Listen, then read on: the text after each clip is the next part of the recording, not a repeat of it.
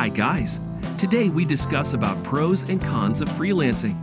Before we start, like and subscribe to our channel and press the notification bell so you don't miss the next video. Pros of freelancing. Number 1. You may get the opportunity to work with diverse types of clients.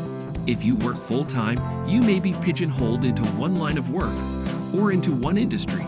And it also may be more difficult or challenging to diversify how your skills are used, especially in a large company that has a lot of bureaucracy.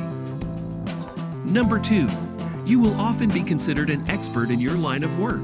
If a company brings in a freelancer, they have probably weighed the pros and cons of hiring freelancers and decided to bring in an expert.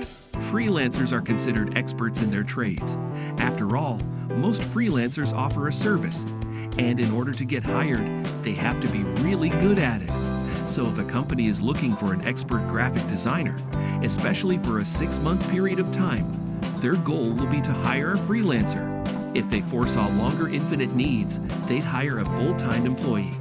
And that is ultimately the difference between a freelancer versus employee hire. Number 3. You can control and choose your schedule as a freelancer. This was one of the biggest differences when transitioning from working full-time as an employee to freelancing full-time. Number 4. There is a broader opportunity to increase your income. There seems to be a weird and unwarranted perception that freelancers are poor and always strapped for cash. This could be true, but some freelancers are experienced, run sound businesses, know what they're doing when it comes to money, and offer their services at astonishingly high rates. As you may be aware, working from home can save you a ton of money and helps freelancers keep costs and time spent efficiently by scrapping the commute and leading balanced work from home lives. Number 5. Freelancing allows you to be flexible. Maybe you're interested in making working remotely and traveling a reality, or maybe you want to try freelancing while working full-time for a company. Both are possible, and it's what makes freelancing one of the most flexible ways to work as a professional with a promising career.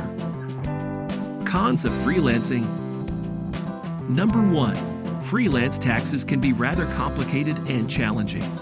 Basically, as a freelancer, you have to consider that your clients will send you checks or deposits for your work without taxes taken out. You have to pay taxes later and declare all this income when tax time comes around. It's different from working full-time because when you are a full-time employee, a W-2 worker in the U.S., your salary is deposited to you with state and federal taxes, along with deductions for insurance policies and retirement accounts like 401k. It's a lot easier to see what your take-home pay looks like. If there had to be a bright side with this situation for freelancers, it's that as a freelancer, you can write off your business expenses, just as a larger company would do. Number 2.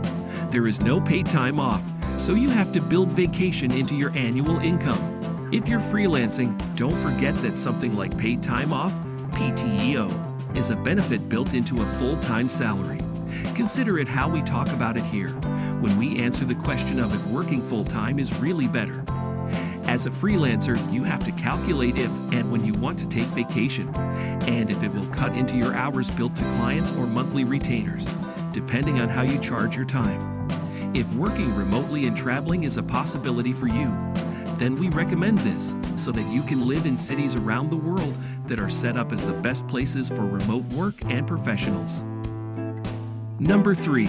You will have to find your own insurance as a freelancer. As an American working for a small or large company, you may be blessed with a health, dental, vision, life, and disability insurance offering from your employer as a set of benefits that come with the work you give to the company.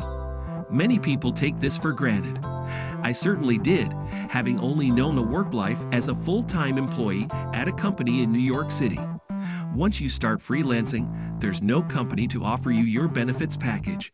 It's quite the opposite, and as many Americans know, insurance, especially in the US, is no fun. There are so many types of plans to choose from, and they all cost money. The best you can do is choose a plan that's right for you based on advice from others. Number 4. You have to be prepared when a freelance client doesn't renew a contract. As a freelancer, it goes without saying that every client is temporary and may not last forever. In fact, a good attitude is to be thankful and grateful every time a client does renew a contract or ask for repeat work. For these reasons, it is crucial as a freelancer to always be on the hunt for more opportunities. It's tiring, but it's the reason that freelancing comes with all the pros listed above. Number 5. You might have busy months, and then slow months when freelancing. For this reason, it pays to know what to do in between freelancing projects and client contacts. If you can use slow months to your benefit, taking the time to market yourself better and brush up on professional skills, you'll be ready when those busy months pull through. That's it for today.